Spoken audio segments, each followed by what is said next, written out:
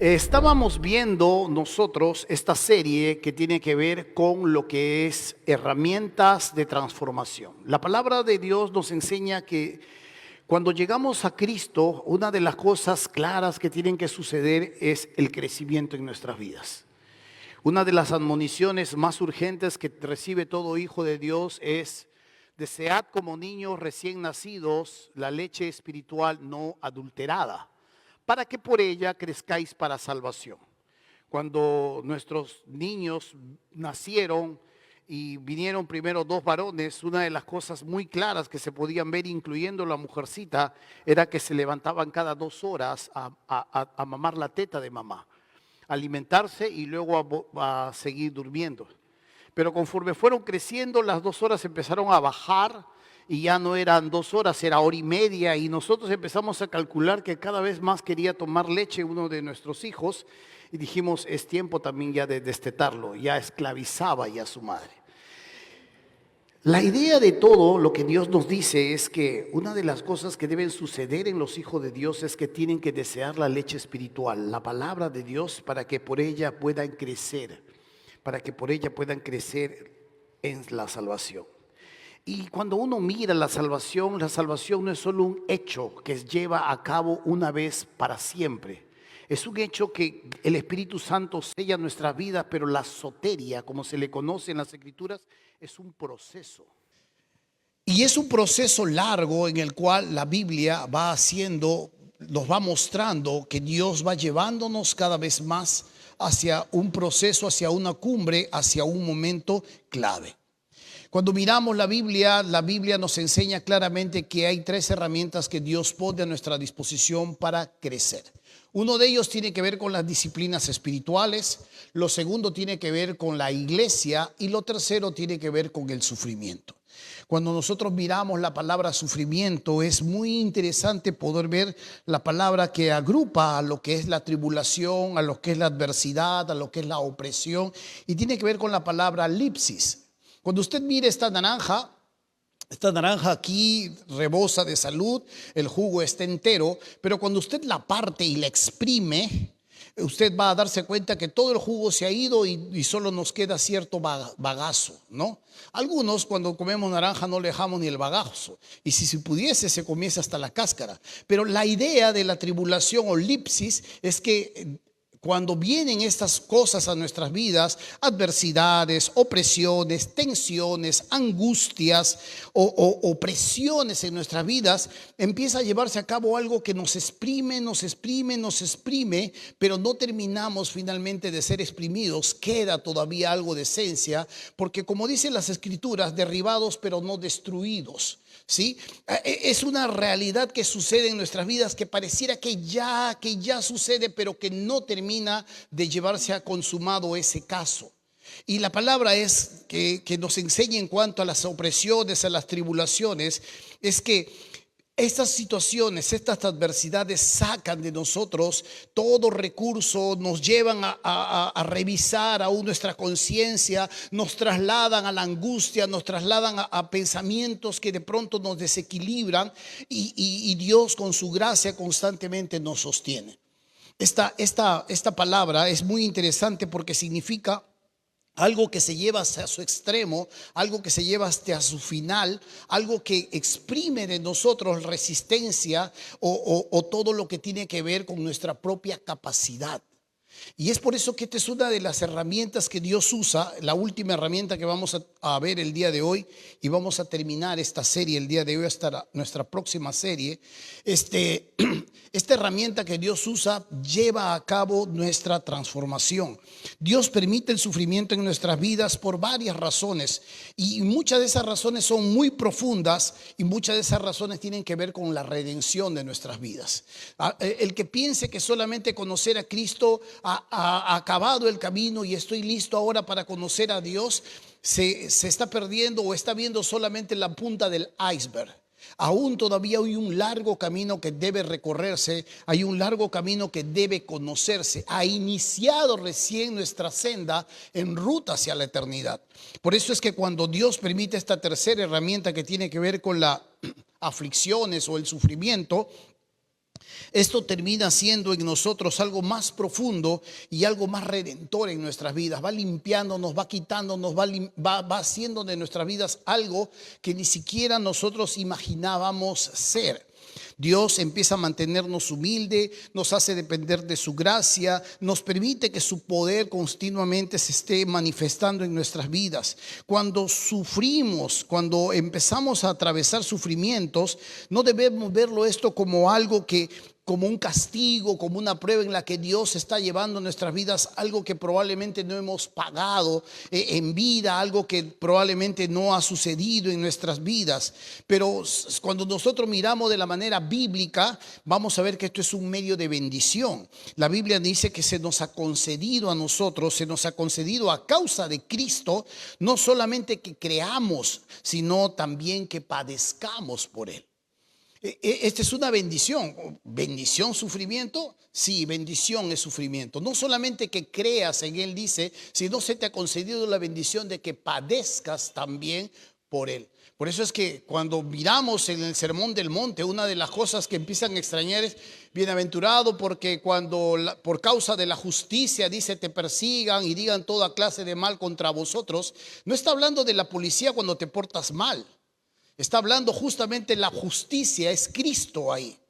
Por causa de la justicia, por causa de Cristo, dice, te persigan y digan toda clase de mal contra vosotros mintiendo. No está hablando de las autoridades locales, está hablando de una autoridad mucho más alta que está por sobre encima de todo tipo de autoridad. Y es importante poder ver que esta es una bendición en nuestras vidas y que probablemente no está muy desarrollada a lo largo de nuestra existencia como iglesia. Nos hemos acostumbrado a escuchar que todas las cosas nos deben ir bien. Nos hemos acostumbrado a escuchar que los hijos del reino sufren. Nos hemos acostumbrado a escuchar que vamos a heredar muchas cosas, que si nos portamos bien nos va a ir bien, las cosas van a ser bendecidas, las cosas se van a multiplicar, que vamos a tener salud rebosante y un montón de cosas que hemos escuchado a lo largo de nuestra existencia que de alguna manera han escondido la realidad del sufrimiento en nuestra existencia. Como hijos de Dios, tarde o temprano atravesaremos momentos tensos, adversos en nuestras vidas y que muchas veces no son parte de nuestras responsabilidades. En este tercer tema que tiene que ver con el sufrimiento, hay diferentes causas de por qué se originan los sufrimientos. A Jesús se le conocía como el varón de dolores y como alguien que era experimentado en quebranto. Ahora luego esto nos vamos a trasladar al final del sermón, la razón de por qué se le conocía así y de cómo también probablemente se nos debe conocer de esta misma manera. Hay diferentes causas de por qué se produce las aflicciones o el sufrimiento en el mundo. Uno de ellos tiene que ver con el pecado original. Cuando pensamos que Adán y Eva fueron los que originaron el pecado original, estamos un tanto equivocados. El pecado original no se origina con Adán y con Eva. El pecado original se origina eones y eones y eones y no da la fecha. Es algo que se origina en la eternidad. Lucero junto con sus huestes espirituales intentan tomar el poder, son engañados e intentan tomar el trono de Dios. Y esto se desarrolla una batalla cósmica que ellos son expulsados finalmente. Y allí se da por inicio lo que es este pecado, esta rebeldía en el corazón de Lucero que intenta ser como Dios. Este es el inicio del pecado original, la rebeldía, el orgullo. Cuando uno mira las escrituras se va a dar cuenta que el principio rector dentro de lo que es el reino de los cielos es la humildad.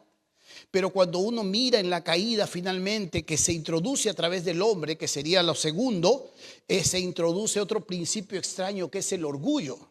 Y si tú te sientes orgulloso de ser orgulloso, olvídate, estamos en mal camino. Esta es una de las grandes causas de por qué la humanidad está como está en este mismo momento. La caída de la humanidad es una segunda causa de por qué hay sufrimiento en la humanidad. Allí es donde Adán y con Eva introducen este pecado original, originado hace muchísimos años, siglos, y no podríamos decir años porque esto era la eternidad en el no tiempo. Cuando vamos al tiempo que es el huerto del Edén, Ahí hay días, ahí hay meses, ahí hay años. En el tiempo de Dios no hay ese tiempo que nosotros tenemos como humanos, criaturas eternas. Y Adán y Eva introducen la caída, introducen el pecado dentro de lo que es la realidad humana. Esto trae como consecuencia un sinnúmero de males, un sinnúmero de enfermedades. Esto trae como consecuencia el dolor en el parto. Esto trae como consecuencia la frustración en el trabajo de los varones. Esto trae como consecuencia muchas cosas como el homicidio, las violaciones y cosas por el estilo. La realidad del mundo es otra realidad de por qué hay sufrimiento en este mundo. Hay personas que no creen en Dios y no les interesa saber nada de Dios, y lo que menos les interesa si no creen en Dios también es su prójimo. Hay gente que puede inventar una guerra, que puede crear una falsa bandera y puede invadir una nación y matar niños, madres, desplazar poblaciones para quedarse con un pozo petrolero. Hay gente que puede inyectar enfermedades y provocar cuestiones para venderte una vacuna. Esa es una de las realidades en el mundo. Un mundo de espaldas a Dios no teme a Dios. Es más, ¿cómo va a temer algo que ni siquiera cree que existe? El cielo es el límite, sus ideas son el límite, y esto definitivamente no entra en parte de sus planes. Esta es una de las cuestiones que nosotros miramos dentro de lo que es el sufrimiento en la humanidad. Otras causas tienen que ver con las pruebas y disciplinas que Dios puede hacer en la vida de sus hijos. Alguien que está caminando mal, alguien que está revolcándose, alguien que está trayendo mal nombre, Dios va a tratar con esa persona, va a traerlo, va a doblegarlo, va a avergonzarlo y va a volverlo a la senda una vez más. Pero a su vez también puede ser un síntoma de perfeccionamiento, de una prueba en la que Dios puede estar haciendo cosas en la vida de estas personas. Una de las cosas que nosotros vemos en el rey David es que cuando aún todavía estaba más joven, Dios había decidido pasarlo a un siguiente nivel en su existencia. El rey David todavía no entendía muy bien estas cosas y no se le había informado, y ahora lo ungen como el nuevo rey, pero Saúl es el rey que está gobernando sobre Israel. Saúl ha empezado a deslizarse de la presencia de Dios. Dios ya no lo está tomando en cuenta, y Saúl es cuestión de tiempo nomás para que termine para deslizarse. Sin embargo, el rey David entra en un proceso en el cual es perseguido, es angustiado, parece que ya lo atrapan, pero escapa, pasa hambre, pasa sed, pasa desvelos, tiene que estar huyendo continuamente, entra a poblados donde son sus enemigos, tiene que hacerse el loco, tiene que fingir que está demente. Está huyendo constantemente y pareciera que ya lo van a agarrar y continuamente escapa. Dios ha tomado a este hombre para pasarlo a un siguiente nivel en su vida. No le ha preguntado, no le ha consultado si está de acuerdo, simplemente ha empezado a trasladarlo a un siguiente nivel en su vida, y lo que viene a continuación para su perfeccionamiento es sufrimiento. Él está listo para gobernar, aún probablemente no está listo, y Dios tiene que meterlo a una escuela súper intensiva para que este hombre aprenda.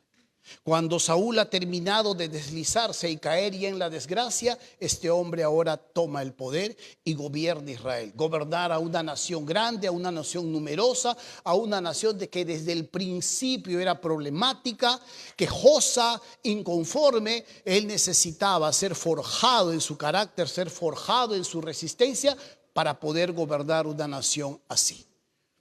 Eso es lo que sucede a veces dentro de las consecuencias también que podemos ver en las acciones humanas. A veces estamos preguntándonos, si Dios existe, entonces ¿por qué hay niños violados? Si Dios existe, ¿por qué matan a esa madre inocente? A veces Dios no tiene nada que ver en esto. Un ejemplo, yo tengo en mi billetera separado por papelitos, y ahí con mi dinero, mi pago del agua, mi pago de la luz, mi pago de internet, y tengo para darle la quincena a mi esposa. Ahí está en mi billetera. De pronto entro, se me cae la billetera, me mira ese hombre que se llama Richard, siempre lo agarro a Richard porque se para acá adelante, me mira ese hombre que se llama Richard, encuentra mi billetera, no me doy cuenta que se me ha caído mi billetera, él agarra, sabe que es mío, pero decide en un momento quedarse con la billetera. Busco la billetera, pregunto por la billetera, ¿dónde está la billetera? No encuentro la billetera. Me voy a mi casa bajoneado, estoy un poco turbado, Y en unos días más adelante me cortan el agua, me cortan la luz, me cortan el internet y empezamos a pasar bastantes carencias porque no hay para comer. ¿Qué culpa tiene Dios en todo esto? Son consecuencias de acciones humanas tomadas libremente. Decidí hacer esto libremente. Pero si Dios existe, entonces, ¿por qué esos niños que están mendigando en la calle? Porque hay un papá que libremente decidió irse con otra mujer y abandonar a sus hijos. Simple. Pero si Dios existe, ¿por qué existe esto y por qué lo otro y por qué lo otro? Porque hay acciones, hay consecuencias humanas que nosotros pagamos y que no las has pedido. Y que tú no eres probablemente partícipe ni responsable de ello, pero son decisiones que han sido tomadas libremente en una persona y que terminan no solo afectarte a ti, terminan por afectar su entorno y después terminan por afectar a otros más. Esa es una de las causas de por qué sucede el sufrimiento en el mundo. Y a veces, algo que vamos a ir desarrollando hasta el final de esta enseñanza el día de hoy, tiene que ver con el misterio del plan de Dios. Dios está haciendo cosas en nuestras vidas, Dios está llevando a cabo su plan en nuestra existencia y Dios nos está trasladando a nuevos momentos donde vamos nosotros a poder crecer, avanzar y recibir los nuevos estadios en donde Dios nos va a poner. Vamos a iniciar esta enseñanza, vamos a revisar 3 textos el día de hoy. Voy a pedir que usen su Biblia más rápido para poder terminar a tiempo. Y el primer texto que vamos a abrir está en 2 de Corintios, capítulo 12, versículo del 5 al 9. 2 de Corintios, capítulo 12, versículo del 5 al 9. Lo vamos a leer desde el 7. Este es un texto que ya lo hemos revisado, ya lo hemos mirado varias veces. Y hoy vamos a comprender un aspecto más que no ha sido desarrollado.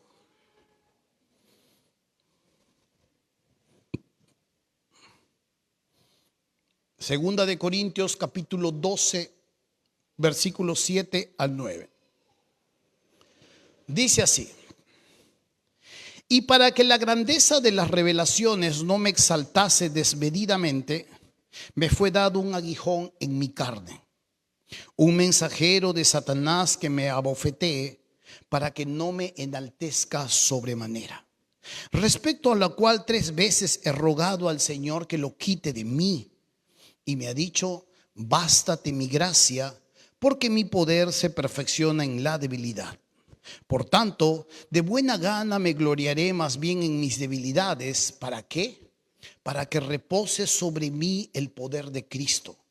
Por lo cual, por amor a Cristo, me gozo en las debilidades, en afrentas, en necesidades, en persecuciones, en angustias, porque cuando soy débil, entonces soy fuerte. Esto parece una paradoja, y es de verdad una paradoja. ¿Cómo voy a ser fuerte cuando soy débil? ¿Cómo puede llevarse a cabo algo que voy a alcanzar mi máximo potencial justamente cuando estoy en el más bajo de mi nivel de batería? Esto es contradictorio, pero se nos muestra claramente una realidad aquí en lo que sucede. Ahora, ¿por qué el apóstol Pablo está hablando acerca de esta realidad que está sucediendo en su vida?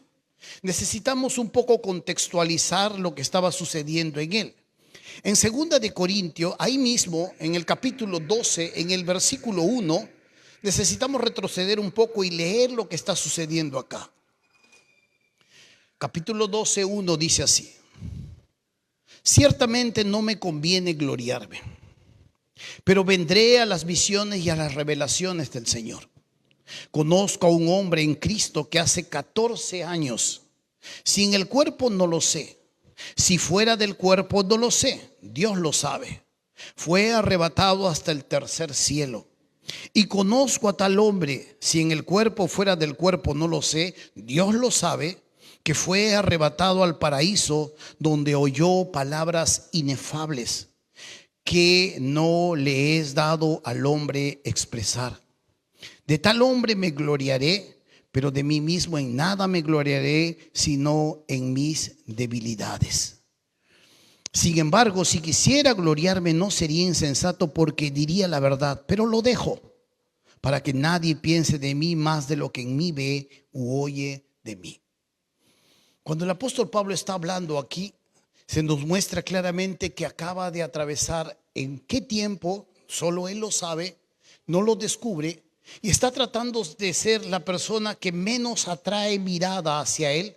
Hay un problema acá de estas personas. Si usted quiere reducir la carta a los Corintios, estas personas están envanecidas. Esta es la síntesis de los Corintios. Los Corintios están envanecidos. Se les ha subido el humo a la cabeza, como decimos en el argot criollo. Y Pablo los está situando. Y en esta segunda carta está confirmando su amor con ellos.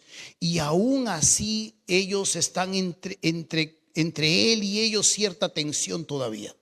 Hay falsos maestros que se han metido a la iglesia. Y él va a hablar la superioridad que tiene, pero que no va a jactarse. Y no va a tomar su nombre. Va a contar con un hecho de que conoce a alguien como que sabe lo que sucedió con esa persona. Es como cuando tú preguntas a una persona de pronto, oye, quisiera hacerte una pregunta porque tengo un primo que tiene un amigo que le ha pasado esto. Estás hablando de ti, pero estás usando a otras personas más allá. Y Pablo está usando un poco de esto. Pablo está diciendo, conozco un hombre que fue llevado al paraíso. Cuando miramos un poco los comentarios que se hablan en cuanto a estas porciones, lo que nos hace ver es claramente que Pablo había llegado al tope. Le habían sucedido ya tantas cosas y a veces malamente pensamos que este es un superhombre. Pablo ha sido un hombre tal como cada uno de nosotros, con una enorme pasión, con un gran conocimiento, pero no dejando de ser humano.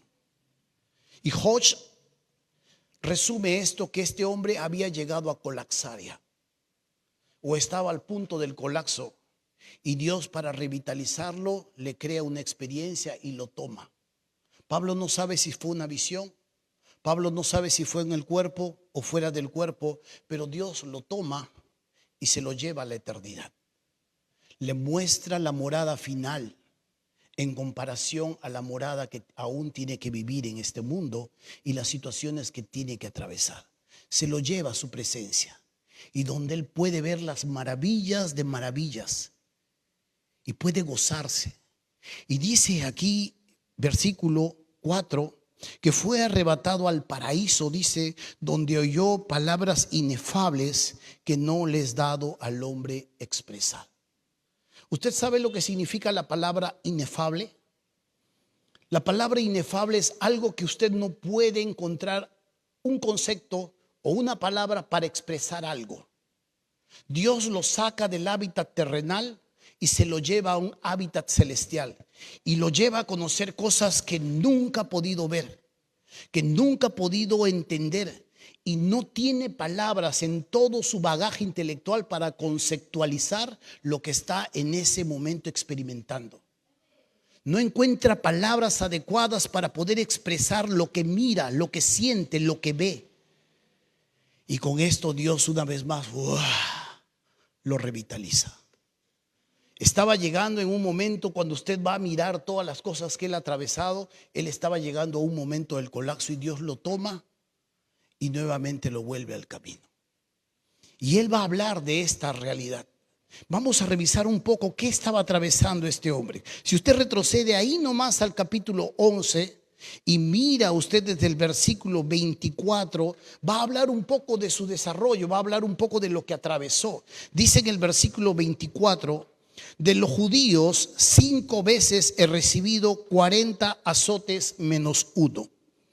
3 veces he sido azotado con varas, 1 vez apedreado.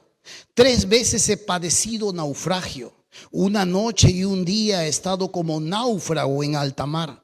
En caminos muchas veces, en peligros de ríos, en peligro de ladrones, peligros de los de mi nación, peligro de los gentiles, peligros en la ciudad, peligros en el desierto, peligros en el mar, peligros entre falsos hermanos. Ahora pasa a su esfuerzo, en trabajo y fatiga, en muchos desvelos, en hambre y sed, en muchos ayunos, en frío y en desnudez. Y además de otras cosas, ahora pasa al ministerio. Lo que sobre mí se agolpa cada día, la preocupación por todas las iglesias. Ahora pasa su salud. ¿Quién enferma y yo no enfermo? ¿A quién se le hace tropezar y yo no me indigno?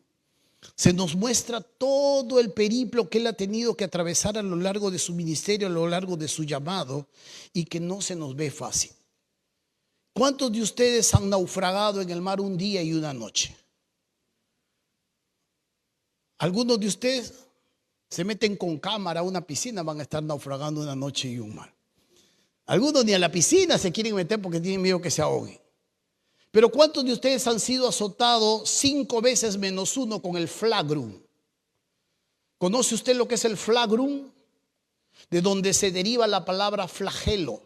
El flagrum era un azote que los romanos usaban para examinar lo que nosotros podíamos para interrogar al sospechoso. Ellos examinaban al sospechoso de esta manera. Era un azote con tiras de cuero y en el borde de las tiras de cuero habían huesos, huesitos pulidos en forma de garra. Y era ¡fua! ¡Pac! ¡Sa! Es 5 veces menos uno. ¿A cuántos los han azotado con cañas en las espaldas? Ni el correazo aguantamos, ¿no? El correazo nos ha traumado para siempre. Por favor. Cuando Pablo es apresado y es interrogado y examinado, tiene 60 años, ni siquiera es un jovencito. 60 años. Y está atravesado y está metido en lo más profundo de esa cárcel. Porque las cárceles no eran así, eran huecos hacia la profundidad, no veía la luz. Y estaba atado en la mazmorra ahí en el cepo y cantaba himnos al Señor. Como hemos cantado la última canción, vamos a recibir solo de Dios la bendición y no vamos a recibir el mal.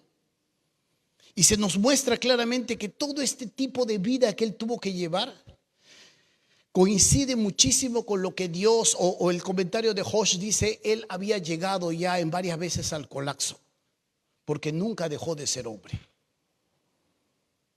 Y Dios continuamente tenía que revitalizarlo.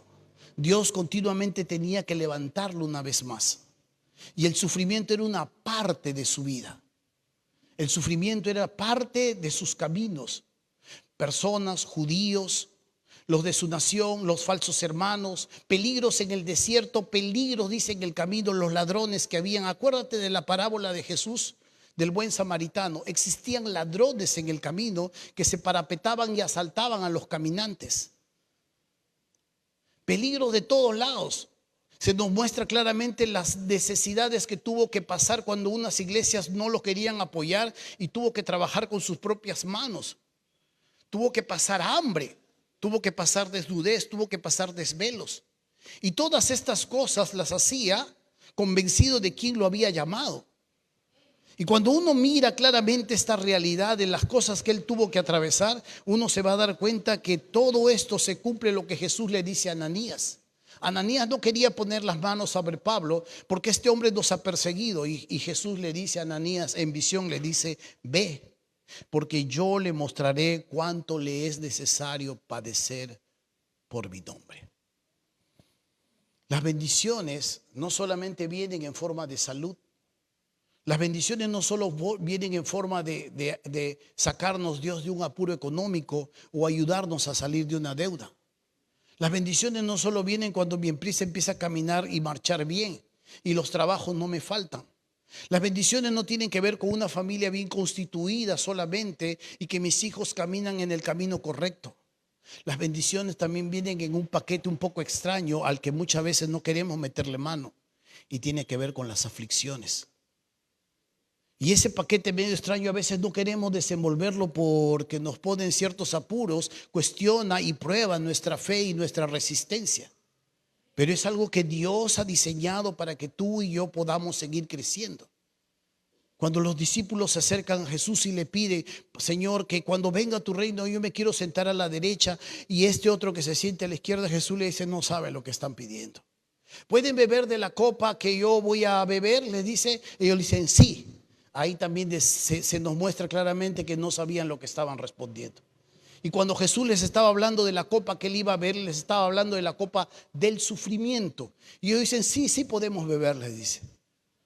Muy bien, sí es cierto, les dice, de esa misma copa van a beber. Pero las posiciones no las doy yo, las da mi Padre, les dice. Y esto es una de las grandes bendiciones que también Dios permite en nuestras vidas para crecer, para que nuestras vidas sean transformadas. Por eso es que lo que vamos a mirar ahora ya no tiene que ver con aflicciones dentro de su pueblo, dentro de los romanos, dentro de los lugares de los falsos maestros, de los judíos que lo perseguían, que lo difamaban, sino ahora una aflicción que se lleva a cabo dentro de su propio ser. Y esto es lo que leímos en un principio, el capítulo 12, versículo 7 dice, y para que la grandeza de las revelaciones no me exaltase desmedidamente, capítulo 12, versículo 7, me fue dado un aguijón en mi carne, un mensajero de Satanás que me abofetee para que no me enaltezca sobremanera. Respecto a la cual 3 veces he rogado al Señor que lo quite de mí, me ha dicho, bástate mi gracia, porque mi poder se perfecciona en la debilidad. Cuando vimos las aflicciones que sucedieron externamente, ahora nos trasladamos a las aflicciones internas que éste tenía. No se nos dice exactamente cuál es esa aflicción, no se nos dice por qué Pablo sufría y lo llevaba a una angustia extenuante que le hacía orar y le hacía rogar a Dios que por favor le quite este aguijón en su carne. No se nos dice si era una enfermedad, no se nos dice si era una tentación, no se nos dice en qué caía continuamente. Dios lo ha tapado, Dios lo ha escondido, pero se nos muestra claramente que este hombre lo angustiaba, esta situación que tenía que pasar. Y esto no era nada que tenía que ver con afuera, esto tenía que ver con adentro. Cuando usted quiere mirar un poco más y ampliar un poco esta idea que nos deja ver en esta carta, usted puede ver una de las últimas cartas que él escribe en Romanos capítulo 7 y va a ampliar un poco la idea de cómo llega a conceptualizar los principios que rigen muchas veces no solo la naturaleza del hombre, sino también la nueva naturaleza que Dios nos ha dado. Pero se nos dice aquí claramente que era algo que continuamente lo tumbaba, algo que lo humillaba, algo que le hacía recordar continuamente que solo era hombre. Y es importante poder entender aquí que él le pide a Dios y le ruega a Dios y Dios le niega la respuesta positiva y le dice, así te quedas. Era algo que dice, lo abofeteaba continuamente. La palabra bofetear aquí está un poco mal traducida. La mejor traducción sería, lo agarraba a puñetes de manera continua. Lo golpeaba en el rostro. La mejor traducción es un puñetazo. Lo agredía y lo tumbaba y lo humillaba. Y él era consciente de esto que había en él. Y aunque era un mensajero de Satanás, este era un aguijón que Dios le había permitido pasar. Él estaba pensando que lo mejor que podía suceder para él era no tener este aguijón, no tener este sufrimiento y servirle a Dios sin ningún tipo de tropiezo. Y Dios le dice, no, te quedas como estás. Y Dios no le permitió levantar, Dios no le permitió sacar este aguijón en su carne. Y él va a terminar conociendo a Dios y perfeccionándose cuando es débil. Porque cuando es justamente débil, Dios lo hará mucho más fuerte. Y el que resplandecerá en su corazón, el que resplandecerá en sus acciones, el que resplandecerá en su ser, no es él, sino Dios. Esa es la idea. Él en su concepto probablemente dice, Señor, sácame esto. Si yo no tuviera esta artrosis, Señor, no sabes cuánto caminaría, no sabes cuánto haría por tu nombre. Cuando no la tenías, ¿así lo hacías? Señor, sácame eso. Si tú me dieras, por favor, a mí esta vitalidad y tú no me permitieras, yo haría un montón de cosas en tu nombre. Y Dios dice, no, así nomás te quedas. Porque si yo te la quito, también te pierdo. A veces el sufrimiento tiene que suceder de algunas maneras en las que nosotros no estamos de acuerdo. Pero Dios en su infinita sabiduría nos permite visualizar nuevos momentos justamente cuando somos débiles. Por eso él llega a la conclusión y puede dar fe de esto. Él no quiere jactarse de lo que ha visto. Él no quiere jactarse de lo que ha oído. Estamos hablando del cielo. Y él va a usar a una persona imaginaria, pero va a también darse cuenta y va a dar cuenta que a su vez también atraviesa situaciones que lo humillan. Cuán interesante es ver todo lo que Dios le dejó ver, pero que a su vez también lo podía sobreenaltecer, dice. Y para que, dice, la grandeza de las revelaciones no me exaltase desmedidamente, me fue dado un aguijón en mi carne. Un mensajero de Satanás que me abofetee para que no me enaltezca sobremanera. Dios le permitía a él, una de las causas del sufrimiento de este hombre, Dios le permitía prevenir el orgullo. Dios lo mantenía de manera humilde para poder seguir sosteniendo una relación fluida con su siervo. Para que no me enaltezca en sobremanera, Dios me ha permitido algunas situaciones en las cuales no puedo jactarme, no puedo contarle, porque continuamente me golpea y me tumba al suelo. Lo segundo es que Dios no le levantó este sufrimiento para continuamente mostrar su favor para con él. Versículo 8 y versículo 9 le dice: respecto de lo cual 3 veces he rogado al Señor que me lo quite de mí, y me ha dicho: bástate mi gracia, porque mi poder, el poder de Dios, se perfecciona en la debilidad. Y lo tercero, versículo 9, en la última parte dice: por lo cual, por amor de Cristo, me gozo en las debilidades, en afrentas, en necesidades, en persecuciones, en angustias, porque cuando soy débil, entonces soy fuerte. La última parte del versículo 9 dice: para que repose sobre mí el poder de Cristo. Dios estaba permitiendo algunas aflicciones y algunos sufrimientos en el corazón de este hombre para que tarde o temprano, siempre, continuamente, esté conectado a él, energizándose continuamente de los favores del Señor. Esto no significa que ahora Dios te da carta libre para que te goces en el pecado. Yo tengo este aguijón, qué bueno, Dios me lo ha dado, carta libre para hacer lo que me da la gana. No te equivoques, no estamos hablando de eso. No estamos hablando de que ahora, como Dios ha permitido algunas cosas en tu vida, eres libre y Dios es el responsable. Dios ha dado la fuerza, ha dado la capacidad y ha dado a la persona adecuada, su propio ser, para que continuamente en Él encuentres la fuerza, en Él encuentres la salida cuando estás justamente en debilidad, para que Él sea el que resplandezca. Amén. No entienda mal esta enseñanza, porque normalmente nuestra naturaleza es entender la otra parte. ¿Cuántos estarán pensando en este momento la otra parte? Y es por eso que no puedo dejar de decirlo. No es una carta libre a nuestras debilidades. No es una carta libre para que le sigas gritando a tus hijos y le pegues a tu esposo. No es una carta libre para que te derrames en pornografía en el internet. Es porque Dios ha permitido esta debilidad, entonces seré fuerte. No es una carta libre.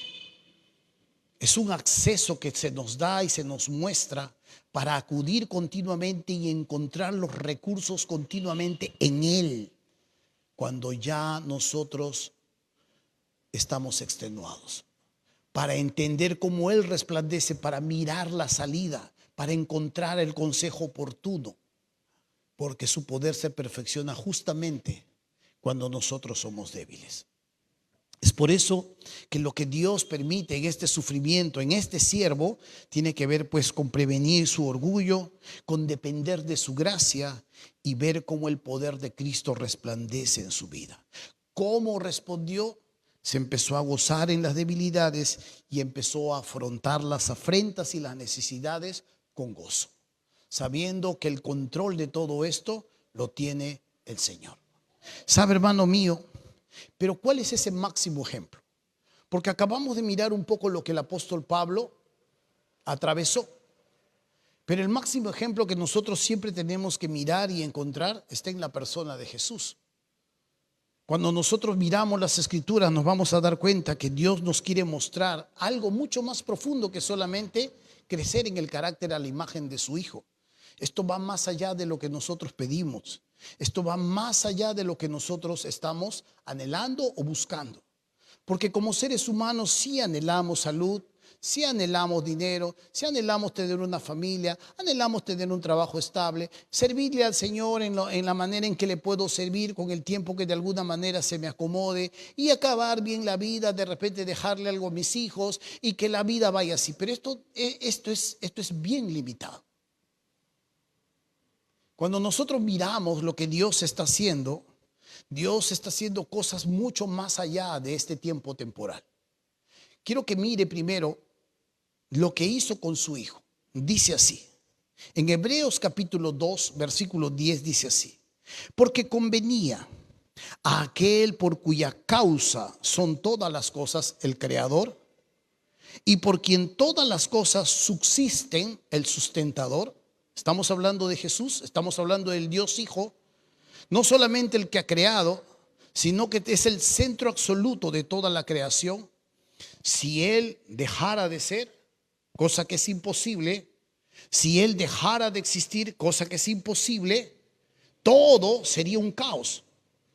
Los pájaros dejarían de volar, el sistema que nosotros conocemos tan perfectamente puesto colapsaría, explotaría, y toda la existencia como nosotros la vemos, reino animal, reino vegetal, reino humano, todo lo que nosotros conocemos dentro de la creación dejaría de ser, porque Él es el centro absoluto de las cosas. Vaya a Colosenses y usted en algún momento va a mirar esto, investíguelo por sí mismo. Y Él es el que hace que todas las cosas subsistan, continúen, que los perros ladren, que los gatos maullen, que los pajaritos tengan sus huevos y sus crías, y que toda la creación siga en el orden necesario. Pero convenía, dice, a aquel que hace que estas cosas sucedan, dice en el versículo 10 del Hebreos, dice, convenía a aquel por cuya causa son todas las cosas y por quien todas las cosas subsisten, que habiendo de llevar muchos hijos a la gloria, perfeccionase por aflicciones al autor de la salvación de ellos. Perfeccionase por aflicciones al autor de la salvación de ellos. ¿Cómo? Que necesitaba aprender otras cosas aún Jesús. Dios, como Dios, lo conoce todo. Pero cuando toma cuerpo humano, a su vez no solamente es Dios 100%, sino también es hombre 100%. Por eso se cansaba, por eso lloraba, por eso amaba, por eso se reía, por eso necesitaba en algunos momentos estar a solas. Por eso de alguna manera, en algunos momentos hasta dudó como humano. Y se nos muestra claramente su realidad. Hay algo que él no había entendido y algo que no había experimentado, era la obediencia hasta la sangre, dice. Esta es la obediencia hasta la sangre. Poner su cuerpo a ser golpeado y a ser crucificado. Y Dios le plació llevarlo y perfeccionarlo a través de las aflicciones. Ahí en el huerto de Getsemaní, él ora, llora intensamente, angustiado. La Biblia nos narra que estaba aterrorizado por la copa de la ira de su padre sobre el pecado que recaería sobre su cabeza. Y usted se va a dar cuenta cómo él está tan estresado que empieza a gotear sangre, gotas de sangre. Y llega al máximo estrés dentro de su vida, que empieza a gotear sangre. Y ahí en Getsemaní, él fue exprimido. A propósito, la palabra Getsemaní es prensa del olivo. El huerto donde él se encontraba eran los olivos. Usted sabe que los olivos es la aceituna. Y de la aceituna, cuando se exprime el olivo, sale el aceite de oliva. Ahí en el huerto de Getsemaní, en la prensa de oliva, él también es prensado hasta lo sumo, se estresa y le dice a su padre que si fuese posible pase de él esta copa. Y su padre le dice no. Y él tiene que hacer el recorrido hacia la cruz y obedecer a su padre en medio de esas aflicciones. Y una de estas razones muy claras, y aquí vamos culminando ya nuestra enseñanza, este sufrimiento en carne perfeccionó un entendimiento.